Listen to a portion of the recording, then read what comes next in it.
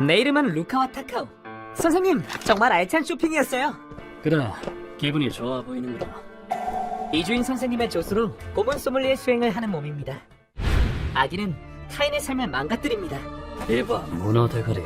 고문 소믈리에는 하늘 지닌 피해자들의 의뢰를 받아 겨우 무릎 좀 꿇었다고 봐줄 줄 알았다면 오산이다. 산이고 말고요. 고문을 통해 죄인을 지옥으로 인도하는 직업입니다. 저도 처음엔 이주인 선생님께 도움을 받은 의뢰인이었습니다. 루카와, 복수는 아무것도 낳지 않는다는 건 거짓이다. 인간에겐 말이다. 풀지 않으면 앞으로 나아갈 수 없는 한도 있는 법이야. 선생님의 그 한마디에 저는 크게 감동했습니다. 그런 선생님의 모습이 너무나도 멋져 보였습니다. 저도 선생님과 같은 길을 가고 싶습니다. 부디 저를 조수로 받아주세요. 피해자의 한을 대신 짊어지고 악인을 처단하는 그 모습이 매일같이 몸을 단련하고 선생님께 격투술과 고문 기술을 배우며 사람을 쓰러뜨리려면 지면을 힘껏 걷어차면서 공격해야 한다. 고문 소믈리에인 선생님의 조수로서 열심히 수행 중입니다. 이런 제가 단독으로 담당하는 업무도 있는데요. 루카, 고문 소믈리의 일은 위대인의 한을 거두고 악인을 처단하는 것이다. 그렇기 때문에 우리가 함부로 움직이지 않는 것이지. 그래도 악인들을 미리미리 조사해두면 여차했을 때 신속하게 대처할 수 있다. 그러니 평소에 조사를 게을리해서는 안 돼. 네, 선생님! 바로 거리에 만연한 악인들을 체크하는 일입니다.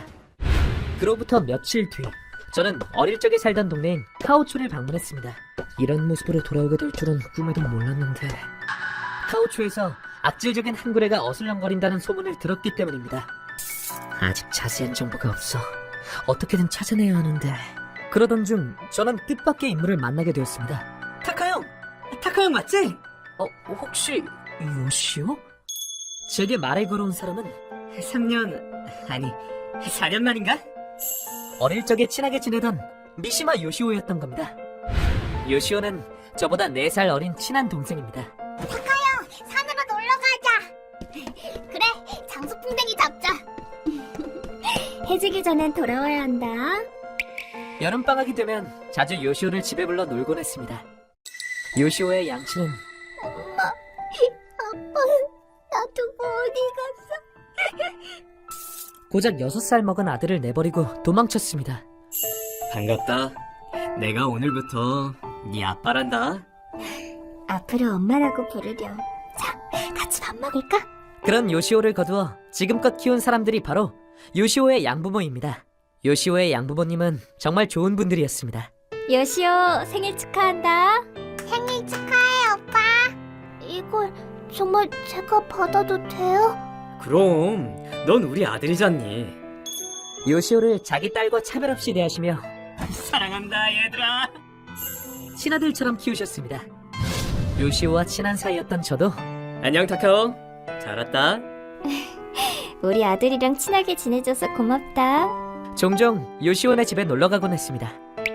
얘들아, 케이크 먹어라. 우와, 케이크다. 잘 먹겠습니다. 그래. 사양 말고 맛있게 먹으렴. 두 분은 어린 저에게도 정성을 다해 대접해 주셨습니다. 그런데 20살의 어느 날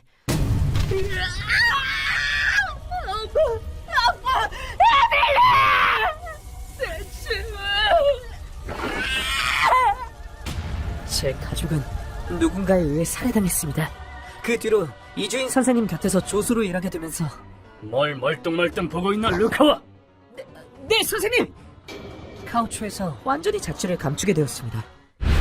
그런 저를 요시오는 줄곧 걱정하고 있었습니다. 그 일이 있고 나서 형까지 사라져서 얼마나 걱정했는데. 그동안 어디서 뭐하고 있었던 거야? 미안, 잘 지내니까 걱정 안 해도 돼. 일도 제대로 하고 있어.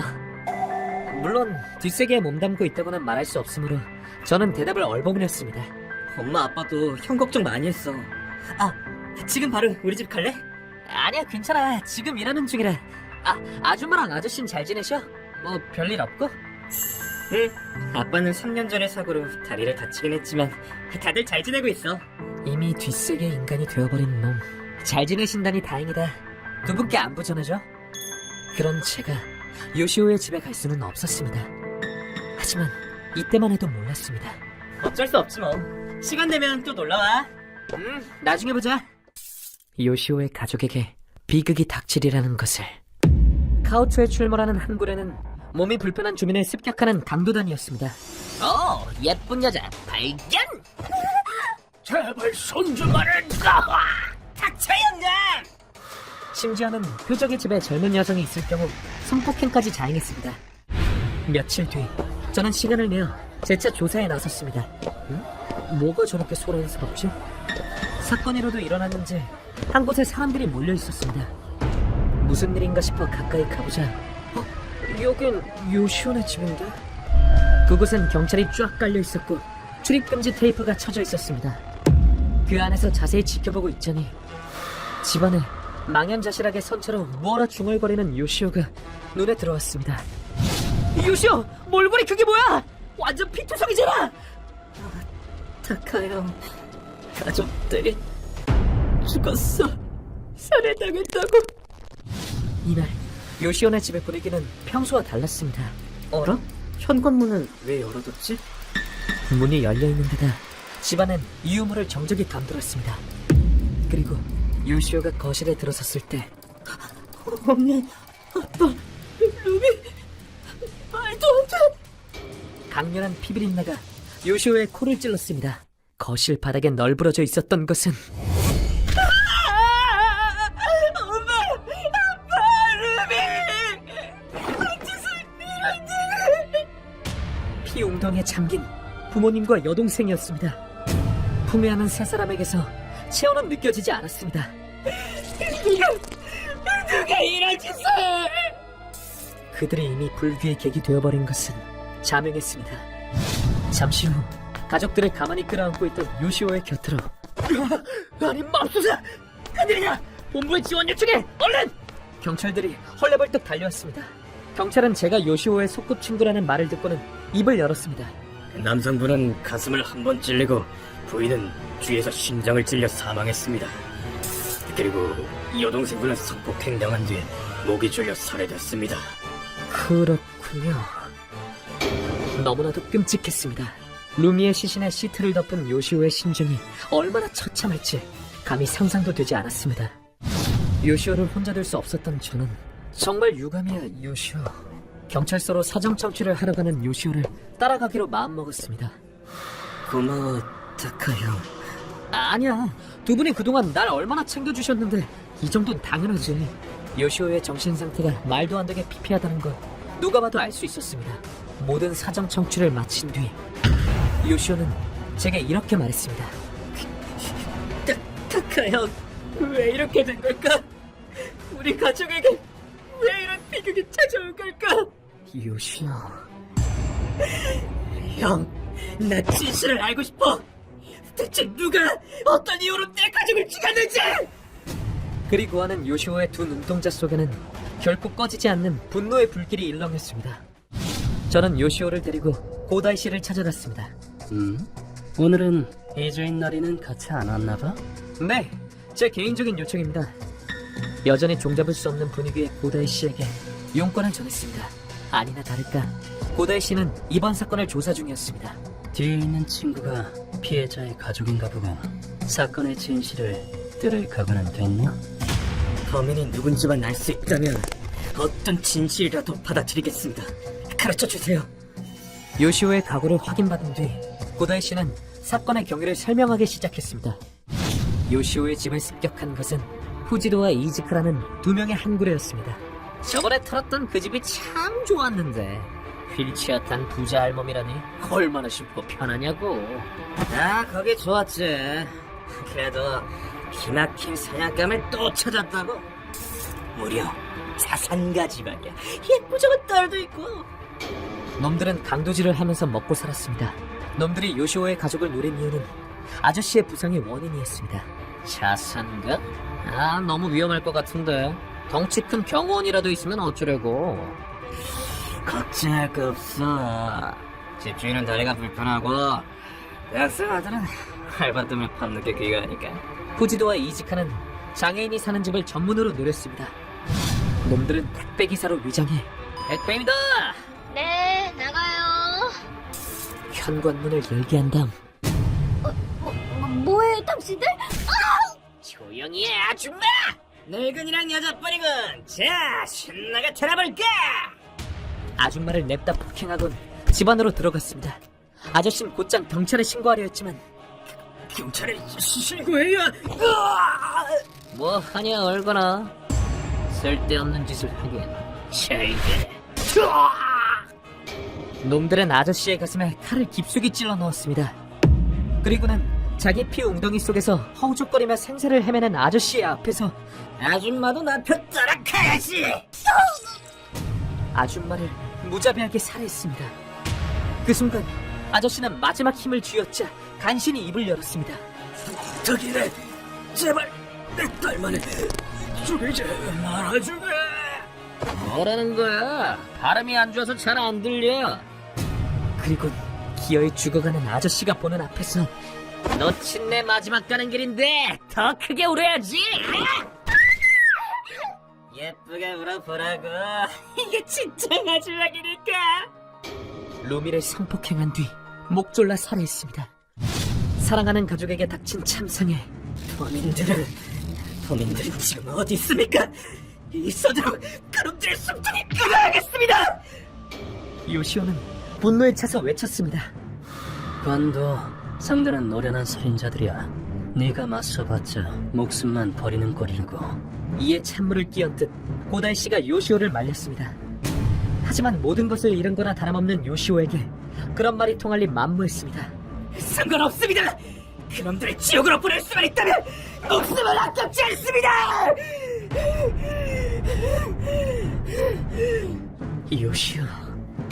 악에 받쳐 울부짖는 요시오의 모습이 마치 수년 전에 저를 보는 듯했습니다. 그래서 저는 말했습니다. 목숨은 아깝지 않다고 했지. 그 말 진심이야? 타카 형, 복수를 위해서라면 그 어떤 것도 짊어질 각오가 돼 있냐고 묻는 거야. 어떤 대답이 돌아올지는 이미 알고 있었습니다. 평생 무거운 짐을 짊어지고 사는 한이 있어도 그놈들을 죽일 수만 있다면 난 후회하지 않아.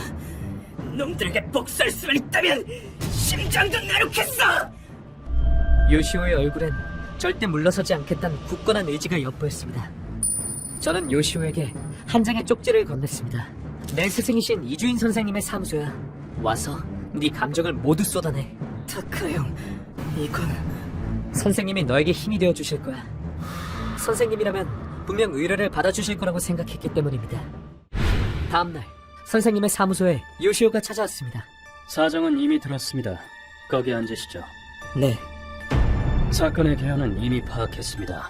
이제 당신의 각오를 들려주십시오. 선생님 특유의 위압적인 눈빛이 요시오를 향했습니다. 가슴에 그을린 자국이 남아있는 요시오의 수트가 그의 각오를 나타내고 있었습니다. 사건이 있던 날 아버지는 취직 축하 선물로 이 슈트를 보내주려고 했어요. 살인 정장 바닥에 떨어져 있었습니다. 사건 당일 아저씨는 요시오에게 선물을 준비했었습니다. 요시오도 이제 사회인이라구나. 세월 참 빠르다.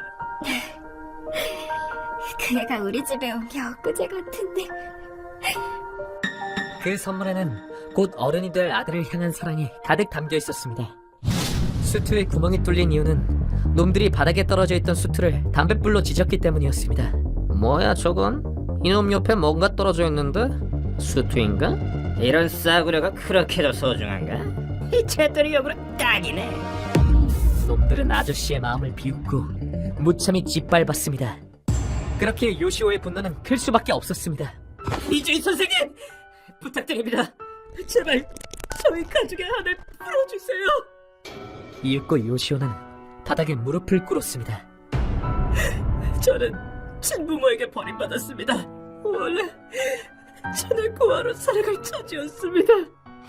다음 순간 요시오가 악귀 같은 얼굴로 외쳤습니다. 어머니 아버지는 고아였던 저를 친자식처럼 키워주셨습니다. 루비도 저를 지도파처럼 따랐습니다. 그런데 저는 아직 아무것도 돌려주지 못했습니다. 제대로 효도도 못했는데 오빠로서 아무것도 못해줬는데 모두 세상을 떠났습니다. 죽어야 할 사람은 제 가족이 아니라 범인들이 아닙니까? 옆에서 듣고 있던 저마저 심장이 터져버릴 만큼 비통한 외침이었습니다. 선생님은 가늘게 떨리는 요시오의 손을 꼭 잡고 말씀하셨습니다. 알겠습니다. 당신의 한은 제가 풀어드리겠습니다. 가족분들의 고통과 요시오 씨가 느낀 절망은 책임지고 놈들에게 돌려주겠습니다. 감사합니다. 가족들과 같이 살고 싶었습니다. 선생님은 약한 자의 눈물을 반드시 거두시는 분이니까요. 그놈들은 죄 없는 한 가족을 절망에 빠뜨렸습니다. 인면수심의 짐승들 같으니 지옥 그 이상의 지옥을 보여주자, 루카와. 네, 선생님. 놈들에겐 편하게 죽을 권리조차 없습니다. 암만 목숨을 구걸한데도 봐주지 않을 겁니다. 선생님은 말씀하셨습니다. 자신의 죄를 똑똑히 느낄 수 있도록 그 진의 고문을 부활시키겠다고. 놈들의 아지트 위치는 고다이 씨가 공유해 주셨습니다. 엄청나게 지저분한 건물이네요, 선생님. 더러운 쥐새끼들이 모여 살기엔 안성맞춤인 곳이군. 부두에 있는 개조 창고가 놈들의 아지트였습니다. 안에 들어가니 놈들은 술을 마시고 있었습니다. 선생님, 죽어 마땅한 쓰레기들이 있어요. 뭐야, 저것들은 습격인가? 너네 우리가 누군 줄 알아? 죽고 싶냐? 다른 때였다면 선생님께서 순식간에 제압하셨겠지만 루카와, 본 게임은 나중이다. 적당히 망가뜨리도록. 알겠습니다, 선생님. 오늘은 제게 맡겨주셨습니다. 뭐야, 도련님, 우리랑 싸우려고? 아니, 아가씨라고 해야 하나? 실컷 팬 다음 그쪽 당근의 엽서에 털어버리자. 고문 소믈리에로서 원래는 사사로운 감정에 휘둘려선 안 되지만 세 사람을 살해한 저놈들에 대해선 더러운 숨 좀 그만 내뱉어 주시겠어요? 저도 분노를 억누를 수 없었습니다. 다신 걸을 수 없게 해드리죠! 무릎이 완전히 반대로 꺾였지만 죽진 않았으니 이 정도는 괜찮습니다. 이지카를 쓰러뜨린 뒤에는 가죽 밴드로 후지도의 목을 졸랐습니다. 이 다음 눈을 떴을 땐 나락의 저편으로 떨어질 겁니다. 기대하세요. 죽지 않을 정도로 힘 조절을 하여 후지도를 기절시켰습니다. 이렇게 두 사람의 신병을 확보한 우리는 오케이, 다 옮겼다. 고문실로 놈들을 옮겼습니다. 놈들을 이런 형태로 만드는 거다. 이해나? 네, 선생님. 기구등은 철저하게 준비해놓겠습니다. 오늘은 놈들에게 어울리는 흉하고 끔찍한 고문을 준비했습니다. 선생님의 지시에 따라 놈들을 기구에 묶어 고정시켰습니다. 선생님, 준비 다 됐습니다. 수고했다. 이제 시작하자. 준비하는 것만 해도 꽤 힘들었습니다. 선생님처럼 되려면 아직 멀었나 봅니다. 놈들은 정신을 차리자마자 시끄럽게 소리를 질러댔습니다. 뭐야 이건? 누구야? 구린내난 엉덩이 안 추워? 선생님, 쓰레기가 제 생각은 못하고 구린내 타령을 하고 있어요. 마지막 잠에서 깨어났군. 잘 잤나, 쓰레기들. 악당들은 어쩜 이렇게 목소리도 듣기 싫은지 모르겠어요. 이윽고 선생님이 놈들에게 질문을 던지십니다. 너희는 약자들을 대상으로 강도질을 하고 한 사람의 가족을 모두 살해했다. 그놈이랑 아는 사이냐? 심지어는 그 집 딸을 성폭행했지. 지옥을 본 피해자와 유족에 대해 어떻게 생각하나? 그 어떤 쓰레기라도 반성의 여부를 확인하는 것, 그것이 선생님의 신조입니다. 하지만 놈들의 대답은 역겹게 짝이 없었습니다. 이 세상은 약육강식이야. 약한 놈은 빼앗기는 게 당연한 이치라고. 그 연금 다 죽어가는 목소리로 털머를 살려달라는 머리 죽을 그렸지. 발음이 하도 엉망이라 그냥 무시했지만 저는 이 두 놈이 인간이 아닌 짐승임을 알았습니다. 이런 쓰레기들에게 자비란 필요 없습니다. 뭐? 발음이 안 좋아? 니놈들이 한 짓을 똑똑히 가르쳐주마. 루카와. 네, 선생님. 선생님께서 호명하실 때 제값 도구를 건네드리는 것이 중요합니다. 많이 아플 거예요?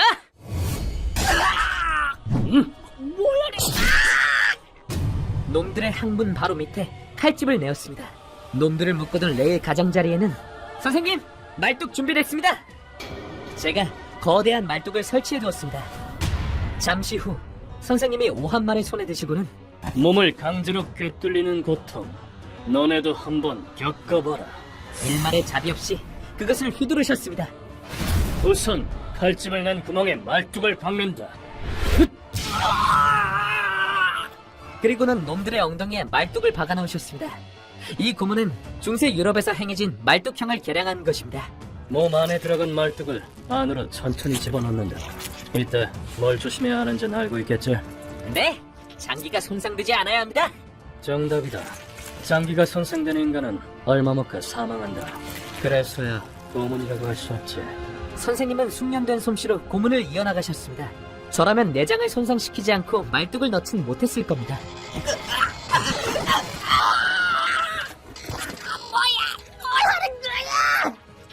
이것도 훈련이 필요합니다.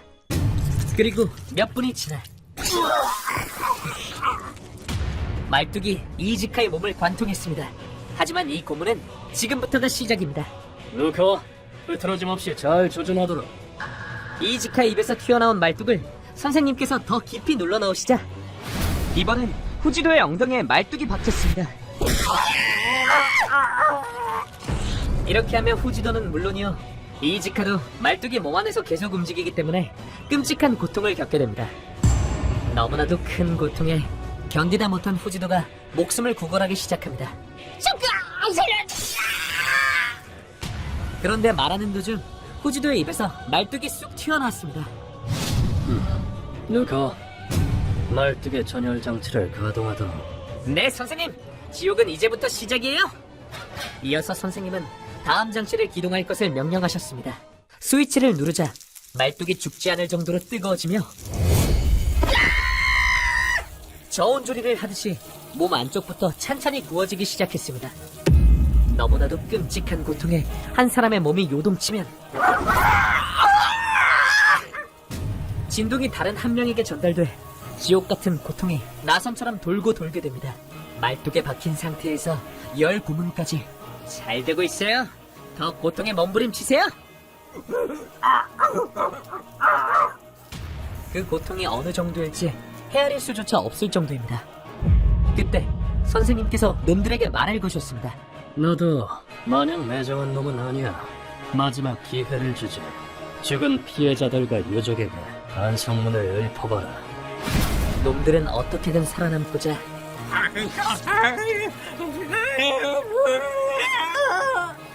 목숨을 구걸하기 시작합니다.